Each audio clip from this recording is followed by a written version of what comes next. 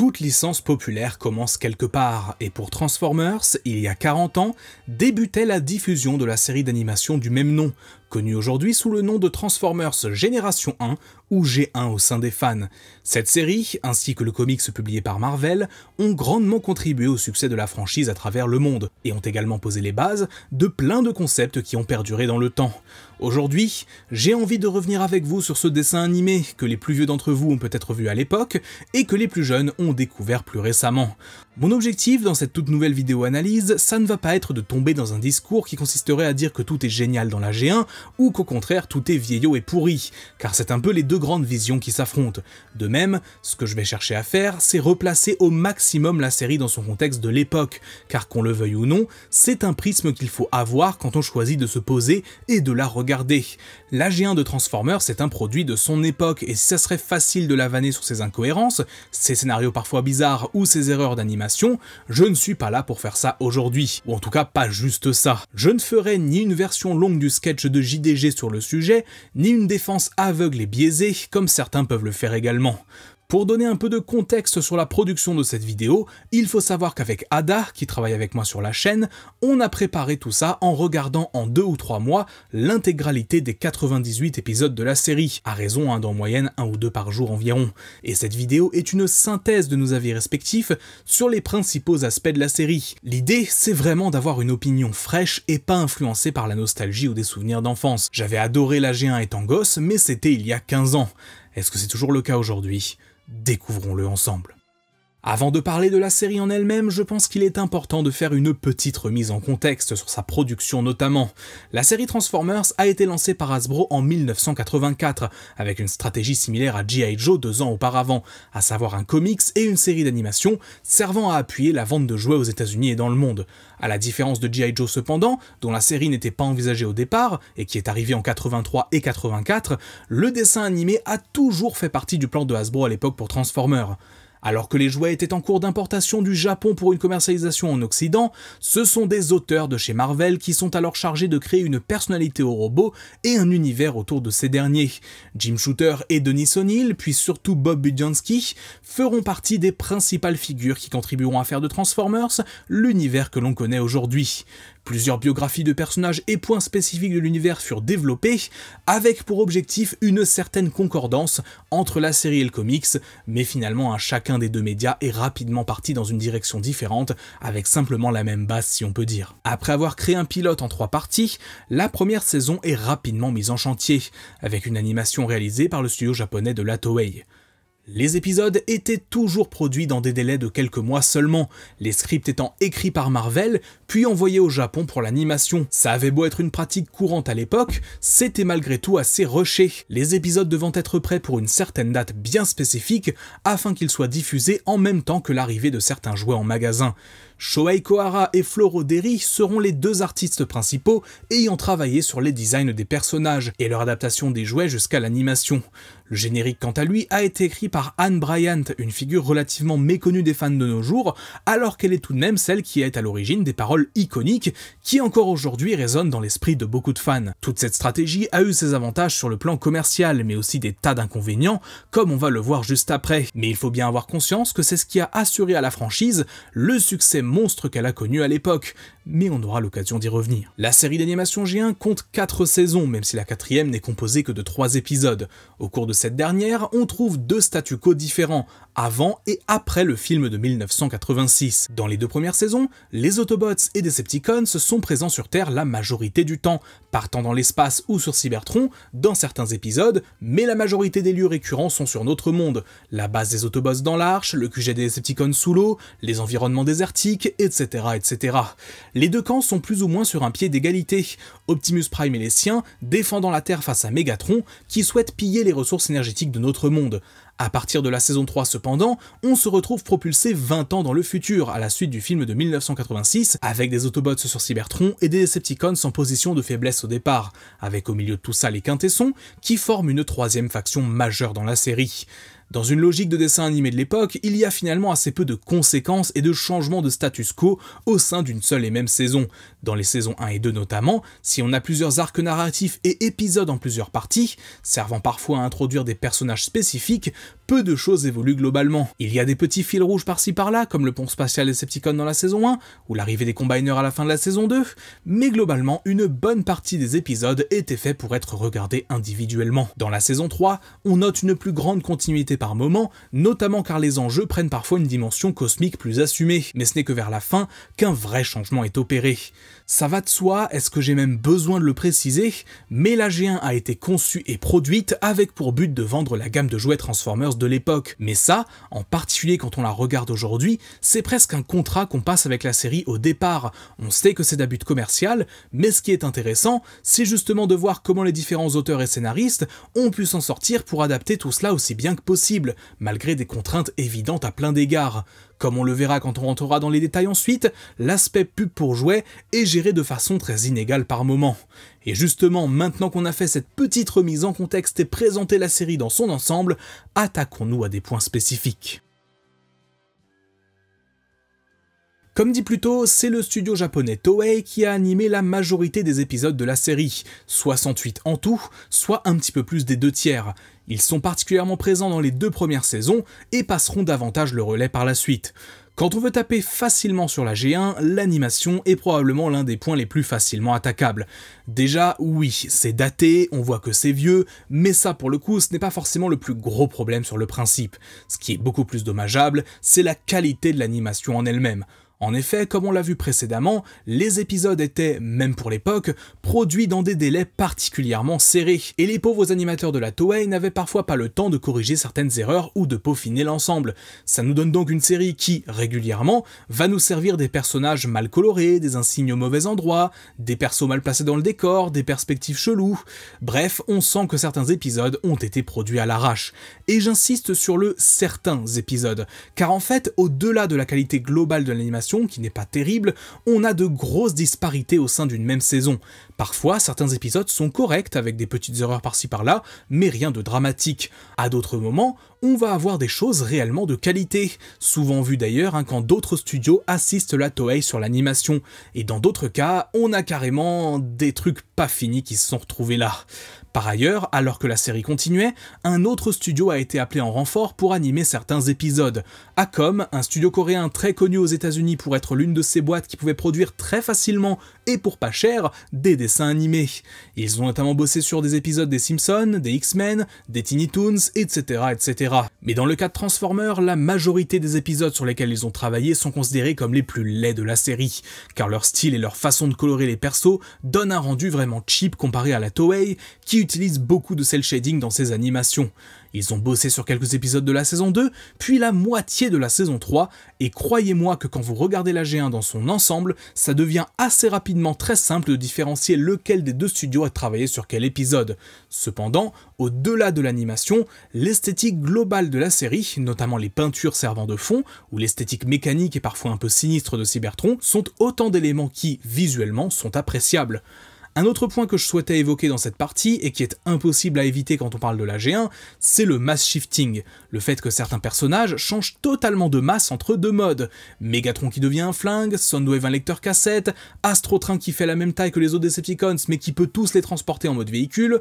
Ça pour le coup, c'est pas vraiment quelque chose que l'on peut reprocher aux animateurs ou scénaristes, ça fait partie des choses avec lesquelles ils ont dû composer au vu des jouets qui étaient en vente en magasin. Donc ça, ouais, ça fait aussi partie des choses qu'il va falloir rapidement accepter dans la G1. Les lois de la physique, on va les oublier, c'est sans doute mieux comme ça. Dans un domaine totalement différent, mais qui est aussi à mettre dans l'aspect artistique de la série, les musiques sont globalement de qualité. On retrouve dans les 2 premières saisons et le début de la 3e souvent les mêmes compositions, qui peuvent devenir répétitives mais qui en soi sont bonnes, et on a même un gain de qualité dans la 2e moitié de la 3e saison, avec des musiques encore plus 80s, dérivées du film de 1986 et composées par Vince DiCola. Globalement, l'histoire de la G1 est assez simpliste, en particulier au début. On a les gentils Autobots et les méchants Decepticons, avec beaucoup d'épisodes tournant autour d'une attaque de Megatron et des siens contre tel ou tel lieu, ou la recherche de tel ou tel artefact qui permettra à un camp de prendre l'avantage. C'est très manichéen, prévisible et parfois chiant, n'ayons pas peur des mots, mais c'est loin d'être nul non plus. C'est juste une série du samedi matin des années 80 que tu regardais en mangeant tes céréales et ton chocolat chaud. La saison 2 cependant introduit davantage davantage de concepts et propose parfois des intrigues inédites.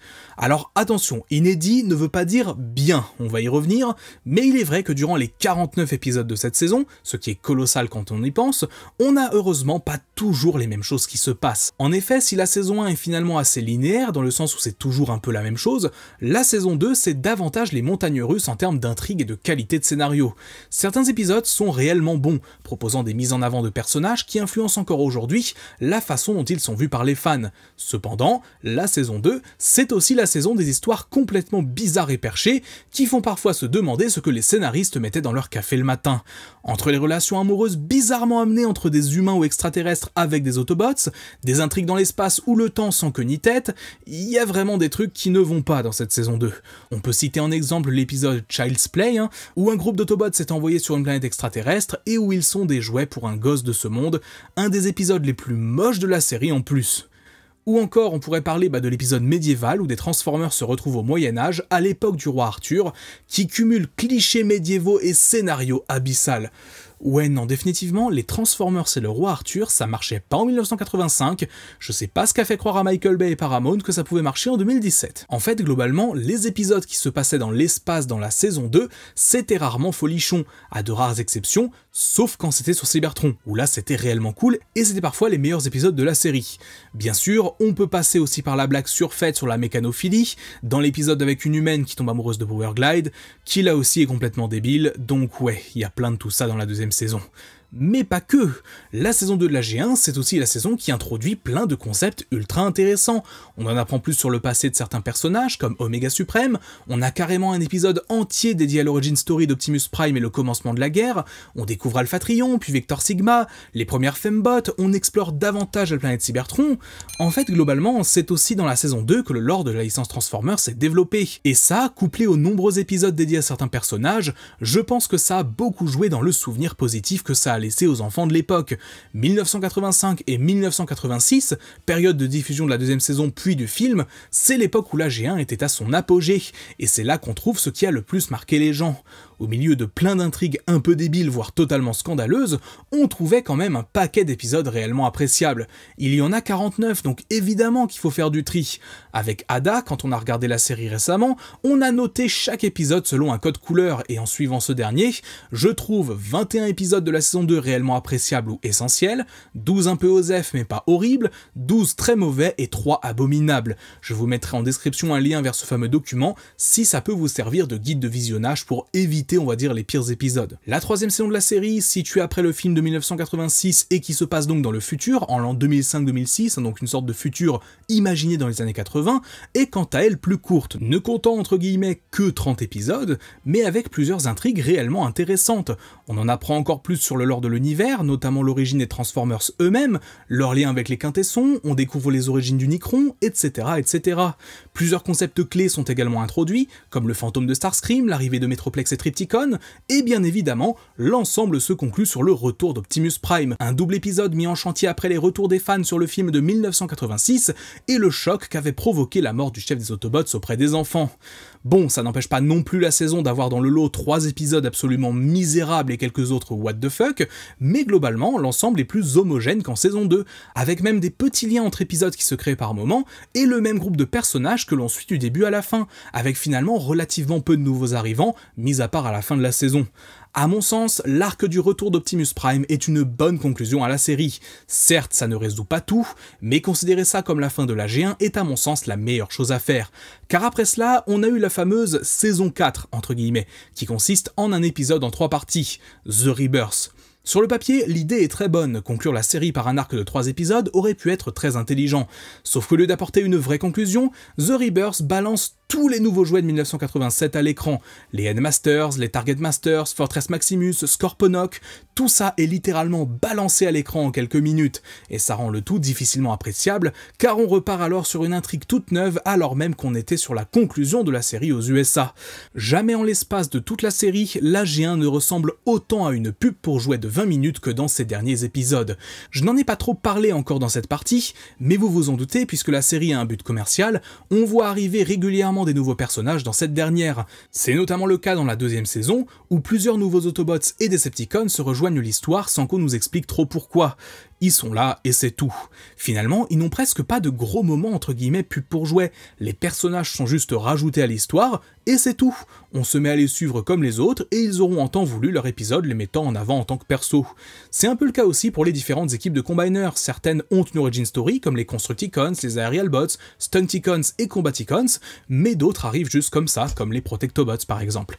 Là où The Rebirth perd cette subtilité entre guillemets dans l'ajout de nouveaux personnages, c'est au vu du nombre démesuré de nouveaux Autobots et Decepticons qui sont introduits, mais surtout le fait qu'en plus d'introduire des personnages, on introduit des gimmicks de jouets, avec les Endmasters et les Target Masters. Et là pour le coup, oui, on la sent bien passer la grosse pub pour jouets.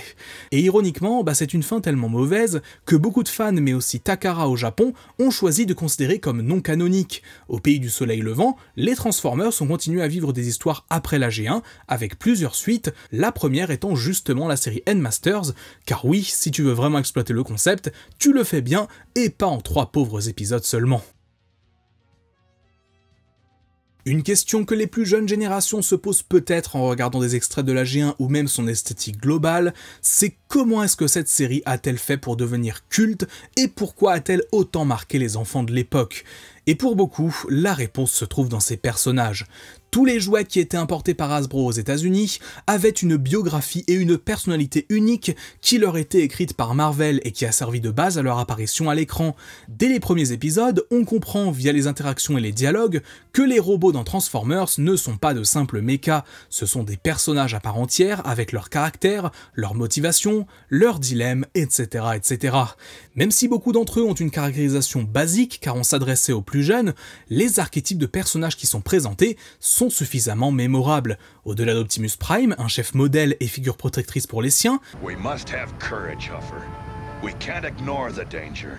We must conquer it. Et de Megatron, leader tyrannique et assez caricatural, Plan is to conquer this mudball of a planet and suck it dry of energy. c'est dans les autres Autobots et Decepticons que l'on retrouve des personnages iconiques.